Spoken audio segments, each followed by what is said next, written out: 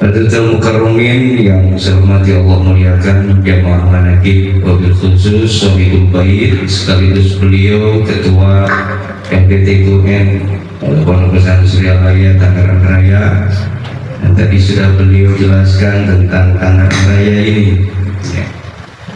Dan juga mohon sebelumnya saya izin juga, karena kalau sudah berbicara pengurusan LD, saya sedikit agak greget juga ini karena kalau bagaimana saya juga memang ditunjuk periode ini untuk sebagai ketua penasehat LD Jawa Barat.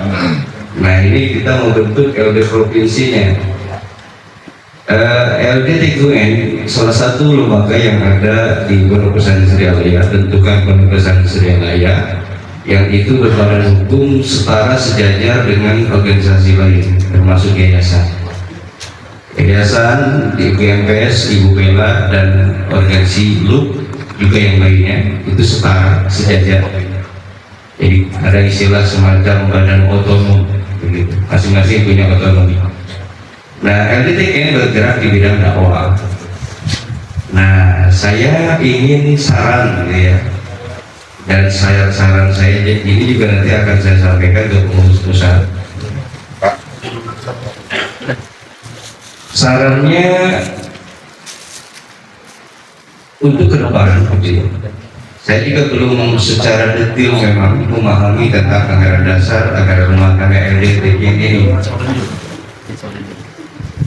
Apakah wakil talqin boleh masuk ikut pengurusan atau tidak? Kalau sekiranya tidak secara jelas gitu ya, termaktub di dalam anggaran dasar rumah tangga ini, saya ingin menyarankan ke khususnya yang berbentuk di Banten, dan ingin saya juga mungkin menyampaikan usulan ke pusat agar seluruh wakil talqin tidak dilibatkan di pengurus organisasi secara langsung, ya, termasuk penasehat. Biar wakil talqin sendiri saja di luar struktur apapun. Jadi wakil sendiri sudah merupakan satu bagian gitu ya, dari Pondok Pesantren Suryalaya. Nah, kalau di Dewan Pakar bagaimana? Misalnya sementara ini di periode sebelumnya saya pernah masuk di pengurus pusat LDTGUN bagi bagian kaderisasi kalau tidak salah di pusat. Nah, periode sekarang di pusat saya di Dewan Pakar dengan beliau Dewaki. Di Jawa Barat saya ketua penasehat, tapi sampai sekarang saya pernah diminta nasihat. Sampai sekarang saya juga belum pernah menasihati. Jadi kan salah satu tugas penasehat itu kan kalau diminta nasihat, diberi nasihat. Kalau tidak, nggak usah.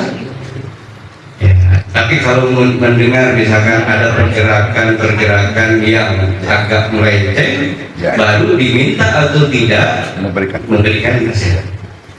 Tapi bukan berarti mengatur, bukan berarti menginstruksi gitu ya. Untuk eksekusi bukan, ya, tapi sekedar saran gitu ya. Itulah penasehat. Nanti tapi mudah-mudahan apakah usul saya nanti bisa diterima oleh pusat, agar seluruh wakil talqin dimanapun agar tidak gitu kan dimasukkan di kepengurusan apapun, biar fokus saja wakil talqin sebagai wasilah guru masjid menyampaikan takbir gitu. Ya.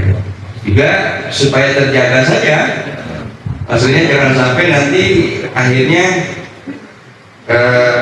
kita secara ininya tercemari, dalam arti akhirnya nggak bisa menjaga marwah itu nanti. Ya. Begitu ya. Nah, makanya di kesempatan yang berbahagia dengan usia muda ini, saya ingin menyampaikan dua yang mudah-mudahan lahir dari diri kita, hubungannya dengan peringatan Maulid ini, juga hubungannya dengan tasyakur bin nikmat. Tadi sudah dilaksanakan tasyakur akikoh ya, dengan metode kambing dan cukur rambut itu. Dan ini hukumnya sunnah muakkadah, jadi sunnah yang dianjurkan. Tetapi bagi yang ada kemampuan laksanakan, yang tidak kemampuan tidak menjadi apa. itu sunnah muakkadah. Ada dianjurkan untuk melaksanakan sholat malam. Kalau tidak ada kemampuan, tidak menjadi apa. Gitu ya, sunnah muakkadah, bukan wajib, bukan apa.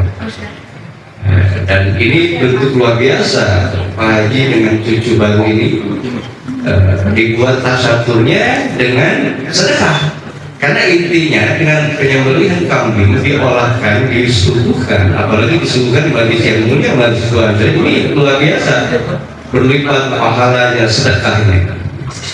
Tulak bala, nah kita kan terkenal istilah tulak bala ini, sedikit-sedikit tulak bala misalnya. Ayam, kambing, itu sebenarnya intinya sedekah. Intinya sedekah sebenarnya. Nah, maka sungguh luar biasa terutama dari sedekah ini. Nah, jadi dua hal yang saya sampaikan berkenaan dengan Maulid Nabi, karena dari Maulid Nabi ini hadirin kita memperingati kelahiran, dilahirkan atau waktu dilahirkan, saat dilahirkan. Artinya apa? Mari kita lahirkan dari diri kita akhlak baginda Nabi. Setiap tahun kita peringatan Maulid, berapa yang sudah dilahirkan akhlak baginda Nabi ini? Tiap tahun peringatan ini harusnya 1 tahun paling tidak 1 akhlak lahir. Ini 5 tahun belum juga 1 lahir. Sudah berpuluh-puluh tahun. Nah, saya ingin menghubungkan apa yang harus dilahirkan berkenaan dengan akhlak baginda Nabi ini adalah hubungan dengan pengajaran Thariqah. 2, mudah-mudahan lahir dari kita. Pertama, husnul khidmah, yang keduanya husnul hurmah. Jadi agar kita mampu berkhidmat dan bagus baik berkhidmatnya, lalu kita bisa menjaga kehormatan marwah guru. Karena seringkali dua hal ini hadirin justru yang menghambat perjalanan kita, disadari atau tidak, gara-gara kita suul adab di dalam khidmat, gara-gara kita tidak bisa menjaga kehormatan guru, maka itulah yang menghambat perjalanan. Itulah yang menurunkan satu makom yang sudah di ketinggian lalu terjatuh.